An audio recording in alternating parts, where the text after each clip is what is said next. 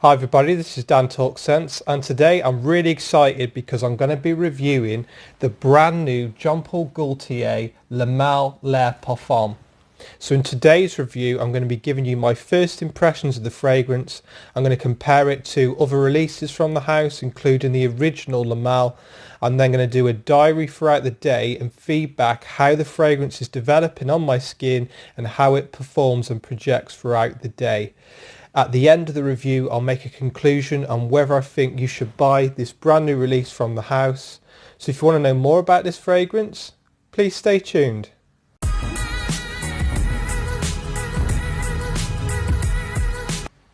Welcome back. So first of all, I just want to thank you all for tuning in today.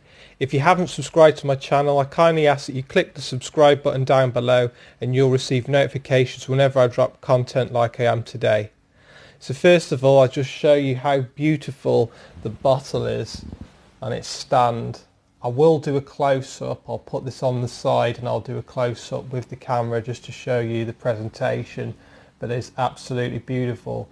So it's the original bottle design with the torso, but the colour is like a darker, almost black, and then you've got the gold cap at the top. And the can is the same. So if I just compare it, this is what the original can was like, and that was what the original bottle was like, but I will do a little close-up later between the two. The reason that I've got the original bottles out is just to get just to have a sniff of the original to see how it compares. When I sniff through the cap, it's not as minty as the original, but we'll spray it on my hand and give you my first impressions of the fragrance. So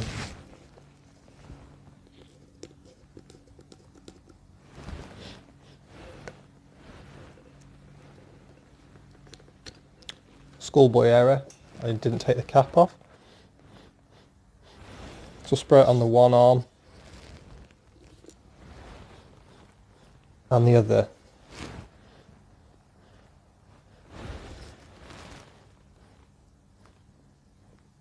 So from the initial spray, it's sort of got a mixture of the two. So you've got like the lavender of the original, you can pick that up straight away.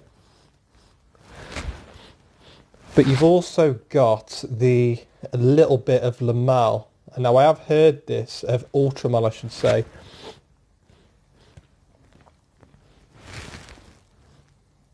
So what you've got is like a sort of a hybrid of the two. So you've got the Ultramal and you've got the original Le Mal, sort of a bit of both.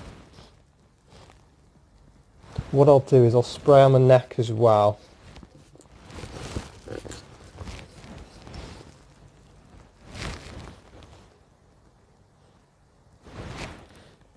And I'll let you know how the scent develops, but from the off it's like you haven't got that like really harsh mintiness of the original. The original had this really harsh sort of like Wrigley's chewing gum vibe when you sprayed it on, but it sort of refined and it sort of smoothed it out a bit. So yeah, it's kind of like they've got the original DNA, they've done a touch of Ultramal and they've put a little touch of spiciness in there.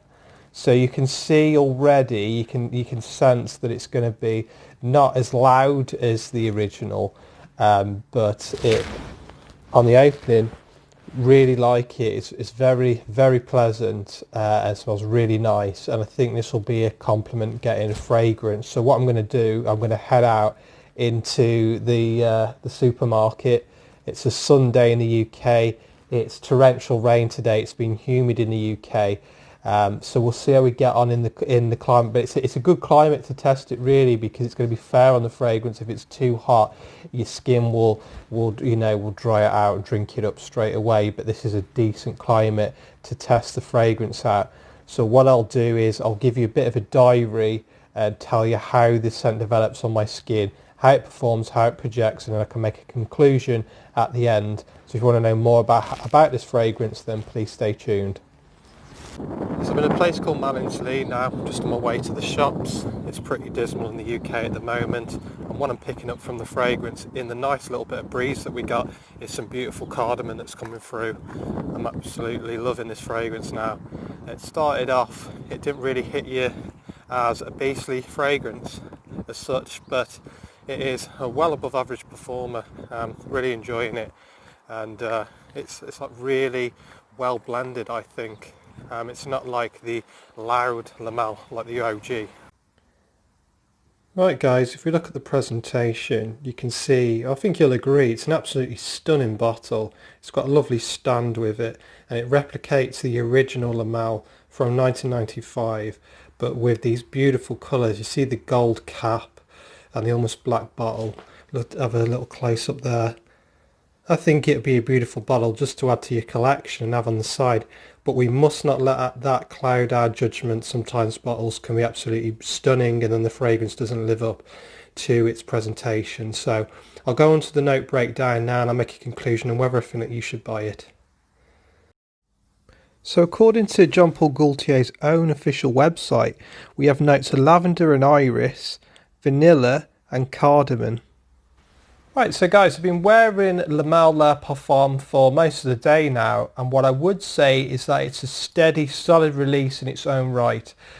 If you compare it to its original, this one goes in its own direction. So I had some lavender at the start. I got a touch of fruitiness, which reminded me of Ultramol, but it wasn't, it's not like a 50-50 where you've got 50% of Ultramol and 50% of Lamal. It was like a dash of Ultramol, a little bit of that sweetness. Some of the vanilla comes through as well part way through, but what the most prominent note in this is the cardamom, and it becomes a really nice, beautiful, mature scent, one that I would really enjoy wearing in the office. When I go on to performance, because I do believe that that's really important, in terms of performance, this was projected on me for a couple of hours and then it went closer to the skin.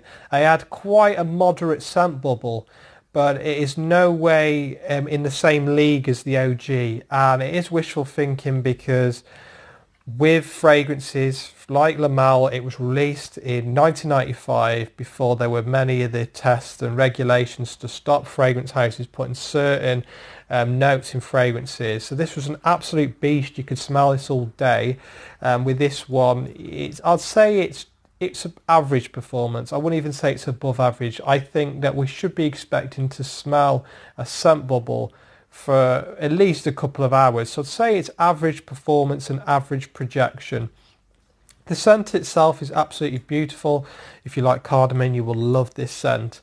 I will put the best deal that I found online on the screen.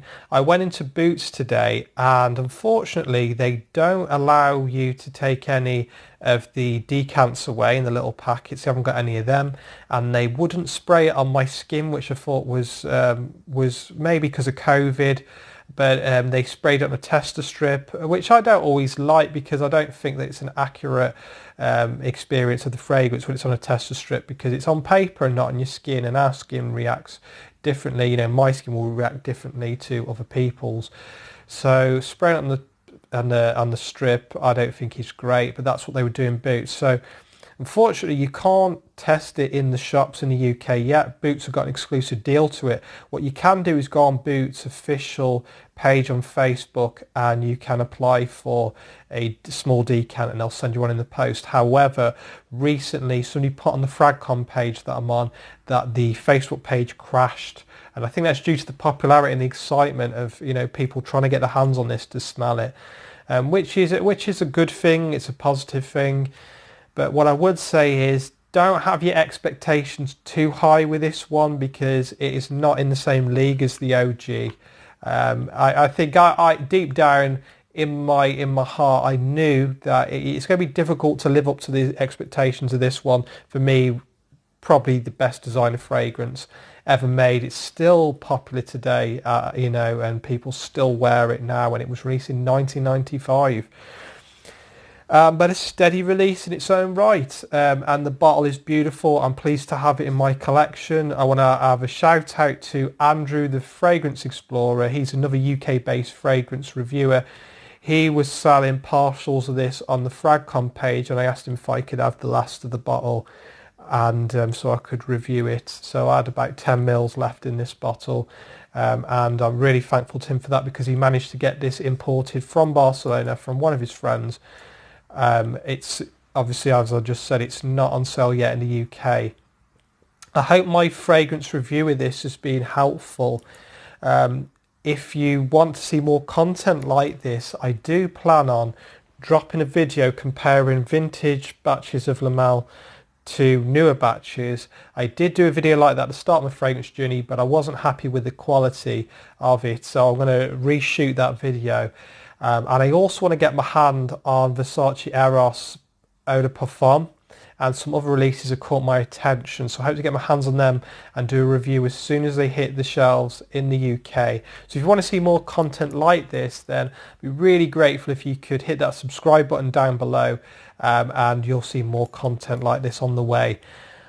I hope you enjoy the rest of your weekend. Thank you for spending the time to listen to this review, and I'll speak to you all very soon.